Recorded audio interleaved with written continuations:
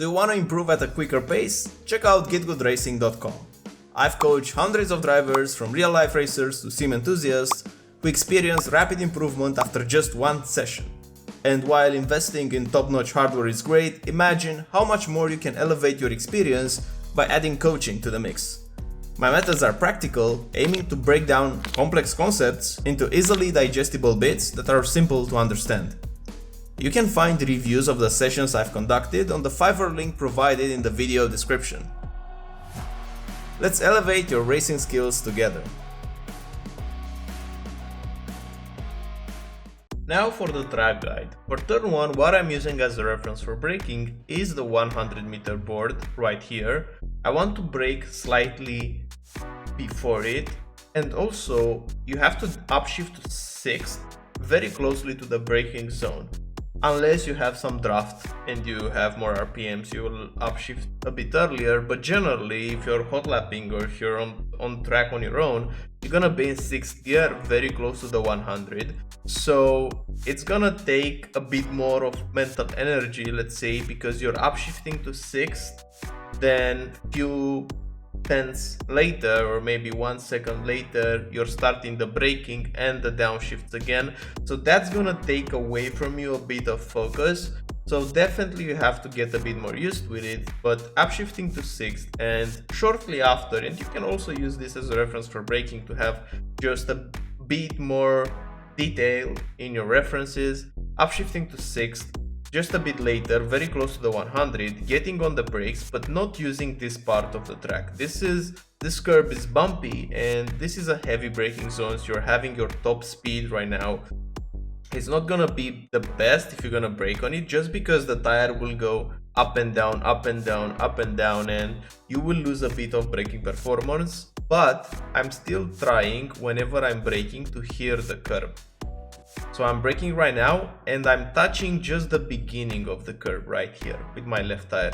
So I don't want to go all the way, but still I'm not braking on the white line. I'm using just a bit of the curb, just as an audio cue for me to hear the curb on my left headphone, just to know that I'm still trying to use all the track, but more than that and you will lose braking performance. But braking at the 100, very high braking initially, you can go up to 85, it's gonna be fine, but don't brake to 100, just because the next corner is very close to this one, because right now the next one is gonna be flat, you're not gonna brake, but I mean you're braking for this one, but then you're gonna go back on power, but the next one, it's very close to this one, and if you're gonna go to 100% brakes, you will overheat the tires, you're gonna overheat the front tires, and then for the next one you will have less braking performance. So there are some corners in which you can get away with higher pressures. Maybe you do a mistake and press the brake a bit too late, you compensate it by pressing harder, but in this scenario here you really have to be careful not braking very hard and maybe brake earlier and softer than braking late and harder, just because the next braking zone is very close and you will have trouble. But not picking more than 85. And now I'm looking at this curve right here. I want to go very close to the yellow sausage curve while trail braking. So everything is done here under trail brake. If you find yourself that at this point you're back on throttle, it means that you braked way too early on entry. So still trailing, and the moment that I'm past the curb, or you can try to be on power at the curb or maybe slightly past it, but I think past it is gonna be better, because you're gonna roll the car into the corner and then you're gonna be back on power and use all the track here. Like, you can get away with having all the car on the red part and it's not gonna be an off track, and you have to do it, just because for the next corner, this one right here, you don't brake for this one. So because you're not braking, you can get away with this, because you notice here that the curb is bumpy. The moment that I leave the curb, the car feels unsettled. So if you're gonna brake on the curb, the car will be even more unsettled. But just because in this instance we're using the curb just to open up, that's perfectly fine. Keeping the throttle 100%, and again, you will gain a lot of lap time the closer you're gonna be to the yellow sausage curb. So in this case, you see that I can't even see the curb just because my tire was on top of it, almost. I was almost kissing the curb, which is gonna be key. And now for the next corner, notice I'm not using this curb right here. I'm not using it under braking. So the white line is gonna be the reference, and you will start braking slightly before arriving on a straight line. So right now, where I'm still going diagonally, I'm applying the brakes. But my thought process on it is that I want to brake with the steering wheel as straight as possible. So for example, when I was at this point right here, I was already trying to straighten out my wheel, because the moment that I'm starting to brake, like right now, my only focus is let's bring the steering wheel as close as I can to 0 degrees while doing this braking. And you see right now, I'm very close to being 0 degrees whenever I have the peak pressure. So I'm having 75% brakes and my steering wheel is almost straight. This is gonna be key, because if you're gonna have like 10 degrees more or 15 degrees more of steering angle while braking, you won't have enough grip to brake that efficiently, meaning you will have to even brake earlier, or if you're gonna brake at the same braking point, the car won't stop in the same distance, so you will miss the next corner, or you will have to compensate with a bit more brakes, a bit more temps. So the focus here is on the steering wheel. Try to be as straight as you can. Now going into first gear before going into this corner is gonna be key. Second gear, it's not enough, just because right now we have an uphill part, so we're going uphill. And if you're gonna use second gear, you will have too low of RPMs, so you will not have the required torque to go uphill. In first gear, trail braking a lot, and again I'm very close to this curb, apexing late, and now it's very important. At the apex you should be back on throttle, but in this case right here, just because you're going into a camber, you're going off the camber and you're going, so in this part right here at it's a small compression right here. So in this part there's a lot of grip, so you can go back on power, but as soon as the car drifts away in this part, you have less grip. Because you have less grip and because you're also going uphill and this is a sharp corner, you turn the steering wheel a lot, I'm almost having 90 degrees of steering angle right here. If you're gonna be too greedy on the throttle, the car will start to slide, and you will see it sliding by the lights on the dash. You see here these lights.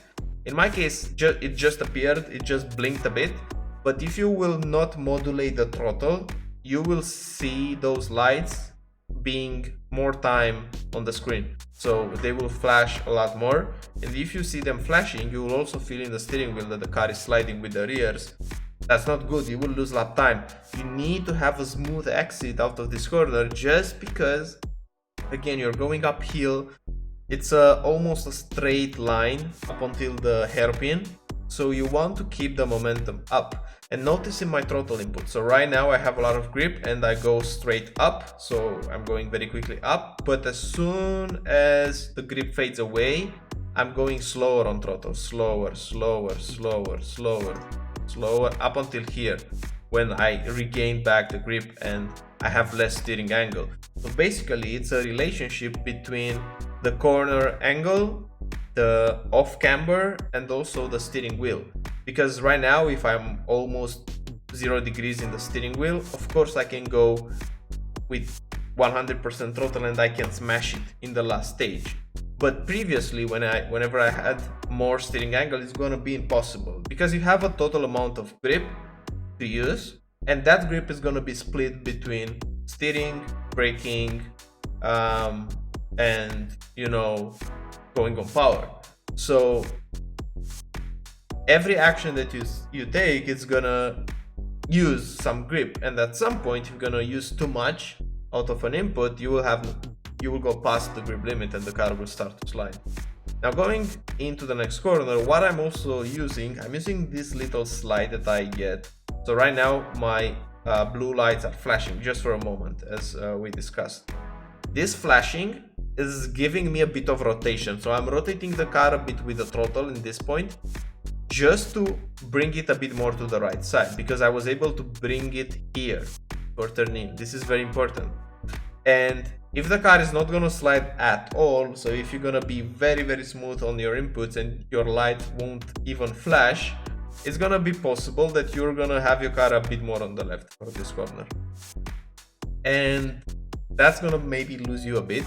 So definitely you don't want to be very slow in the corner or over slow it. You still want to have the car a bit twitchy, but just a little bit, not too much. If it's gonna be too much, the engine will punish you. So now, turning into this corner, this has to be a very late apex.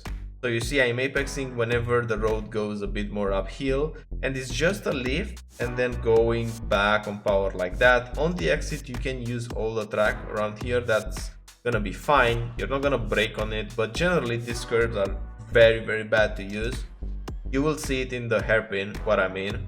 So going into the hairpin, my braking point for the hairpin, you can use this white line right here as a reminder, but the braking appears just whenever I see that the road goes a bit more downhill. So what I mean by that, at this point right here, let's go a bit back. So I'm looking first at the white line to make sure that, okay, the braking point is gonna be close. But notice that at this point I see just a flat road. I don't see downhill at all. I don't see the corner. But at this point I'm starting to see the corner, but still I don't see downhill. At this point I'm starting to see downhill, but still I don't see all the slope. I see just a bit in front of the car and I see just a bit of corner. But at this point, okay, I'm starting to see downhill. And just from this point onwards, I play a bit with the braking. Sometimes I brake just a bit later than this, sometimes I brake at this point. You can also use these cones on the left side, because the moment that the cones almost disappear, I'm going on the braking.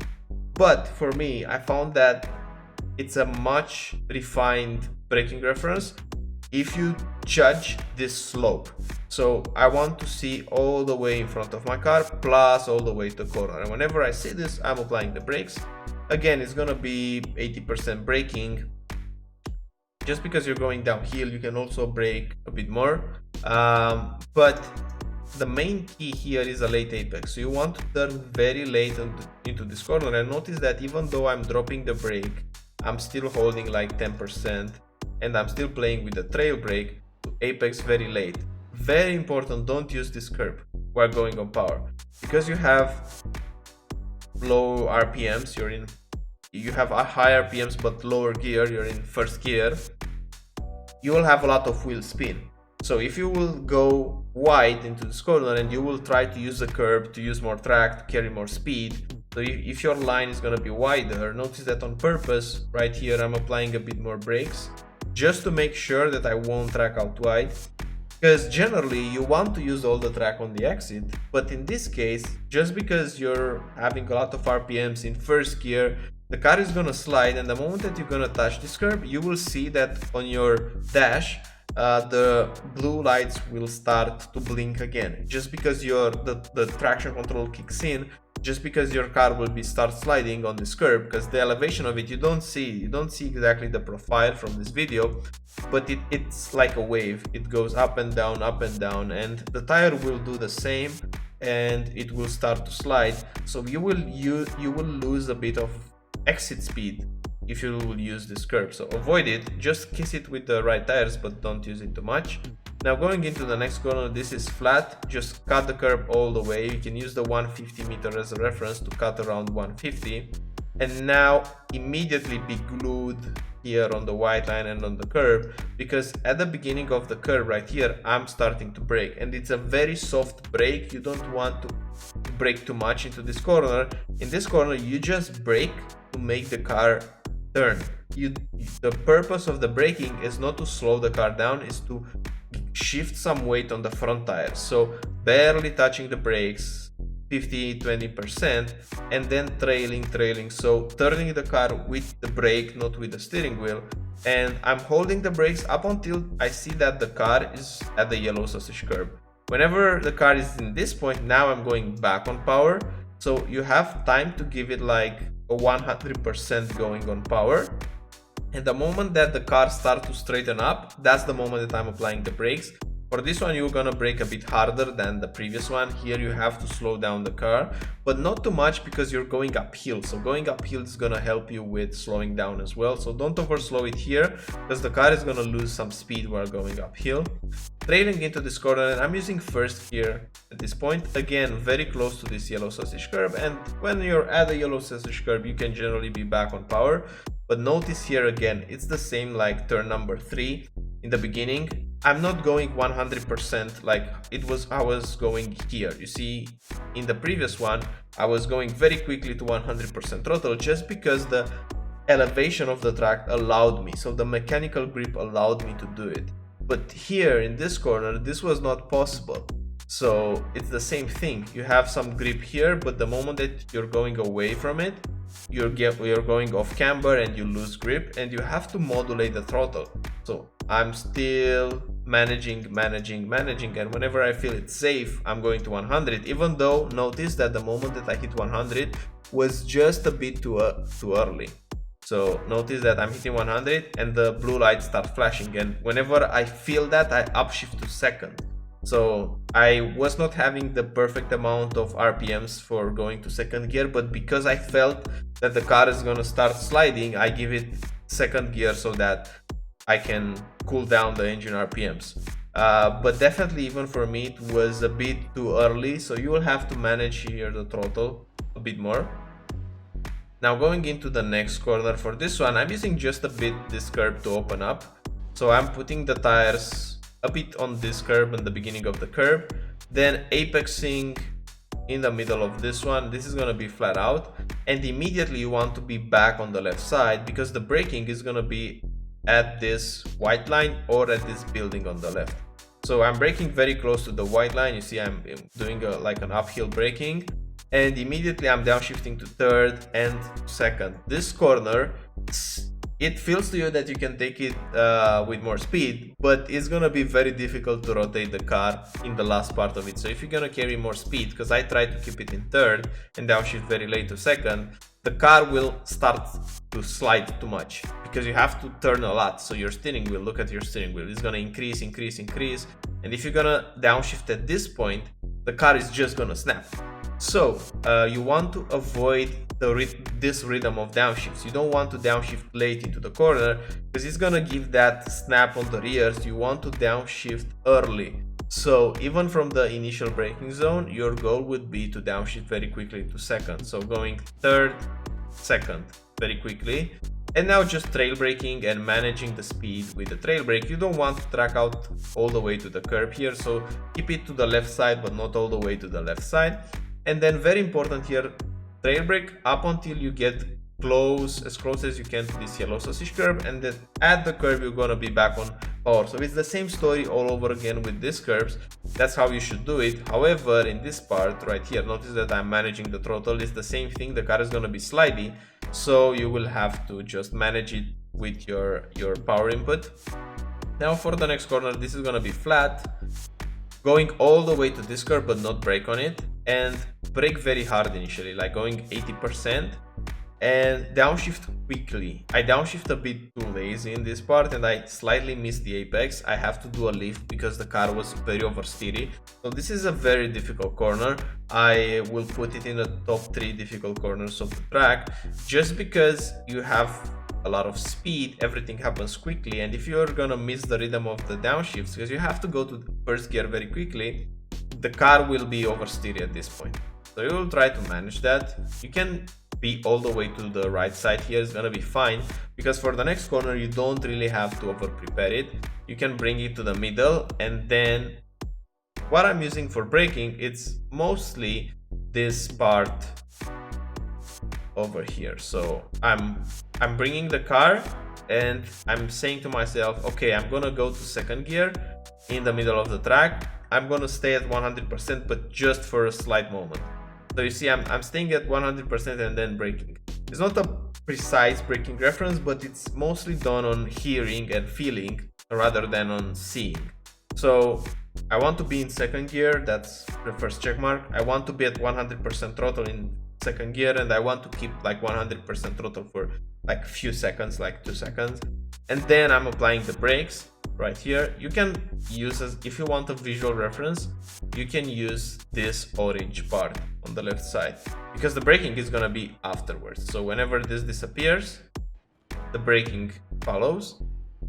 And in this corner, very importantly, you don't want to brake too much. The car is gonna snap. So you want to brake less, and you want to be in first gear. The car is very oversteer in this part, so I'm trail braking in lower percentages, but I'm trying to induce understeer at some point, because the car was very slidey at this point. I dropped the brakes to 0 to induce some understeer, and then when I felt like the car was stable again, I was back on the brakes, going back on power, staying around it, going to second. And for the last corner, you can use this curve to open up corner. So you can use this space. You have to basically have the car with this white line, with the right tires on the white line. That's going to be the limit. So you can even go a bit more to the left to open up, and you will turn at the end of the curve. Like right now, you're turning into the corner, 100% throttle. Whenever you get close to the corner, you're gonna do a small lift and then back on power, just to make sure the car won't understeer on the exit. And in short, that's a track guide with the Ferrari fix on this new track. I hope you have a great week ahead, and I'll see you on the next one. Bye bye.